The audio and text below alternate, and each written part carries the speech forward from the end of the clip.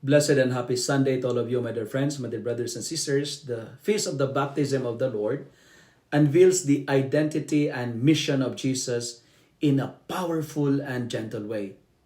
In our first reading for today from the book of the prophet Isaiah, chapter 42, verses 1 to 4 and 6 to 7, God presents His chosen servant not as a conqueror who crushes the weak, but as one who brings justice quietly, who does not break the bruised reed, nor quench the dimly burning wick. This prophecy find its fulfillment in Jesus, who enters the water of the Jordan not because he needs repentance, but because he chooses solidarity with sinners.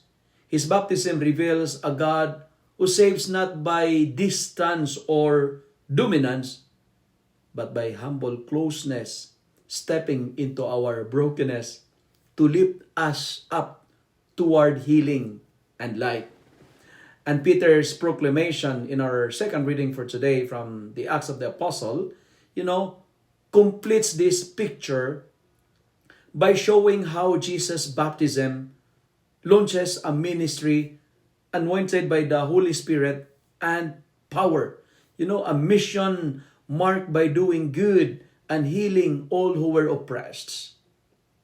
The feast of the baptism of the Lord, therefore, invites us to remember our own baptism, not as a past ritual, but as a present calling, because we too are chosen, anointed, and sent to be light for others, to open the eyes of the blind, and to set free those bound by fear, bound by sin and injustice.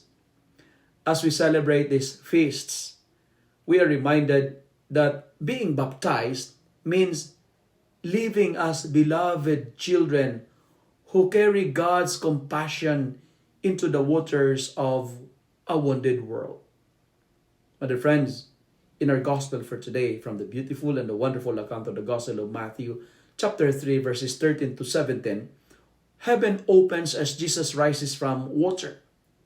The Spirit descends like a dove, and the Father's voice proclaims, "This is my beloved Son, with whom I am well pleased." This moment is more than a personal affirmation of Jesus. It is a revelation of the Trinity and the beginning of Christ's public mission. The waters of the Jordan become sacred, pointing forward to all Christians' baptism, where ordinary water becomes a channel of divine grace. In Jesus' baptism, we see that obedience to the Father and openness to the Spirit are the very foundation of a life pleasing to God. And to conclude, let me end my reflection by answering the question why baptism is very important in our life. First, baptism makes us children of God. Through baptism, we are welcomed into God's family. It is not just a symbolic act of a real moment of belongingness, where we are claimed by God as His beloved sons and daughters, just as the Father declared His pleasure in Jesus at the Jordan. Baptism reminds us that our identity begins not in what we do, but in who we are. We are God's children, loved and accepted, and that's our identity. And second, baptism is important because it cleanses and gives us new life. And this signifies the washing away of sin and the gift of new life in Christ.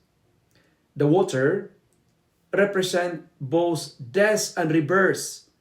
We die to sin and we rise with Christ to live a new life with Him. It marks a fresh beginning, a grace-filled starting point where God heals what is broken and renews the heart through the power of the Holy Spirit. And finally, baptism is important because it sends us on a mission. Baptism is not the end, but the beginning of a lifelong mission. Like Jesus, who began his public ministry after his baptism, we are anointed and sent to live the gospel. Baptism calls us to reflect Christ in our daily lives through faith, service, compassion, and justice, becoming signs of God's love in the world. My dear friends, as we celebrate the feast of the baptism of the Lord, we are invited and challenged to live a life that is pleasing to God. Today, I challenge myself and I invite all of you, live a life that pleases God. Stay away from sin because we are children of God. We are loved. We are chosen. We are anointed. And that's our indelible identity. If you love and like this reflection, kindly share it with your friends. Share it with your family. Make the Word of God viral so that many will be blessed. Amen.